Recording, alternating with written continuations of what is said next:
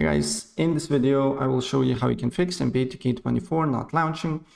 It's quite easy fix, so it will take you a few seconds to do so. Right, so first of all, what you need to do here, you need to completely close your MBA2K24 on Task Manager.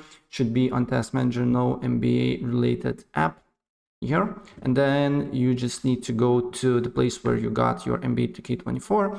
I got it from Steam, so I just need to unsearch, go to Steam. Then right click, open file location here.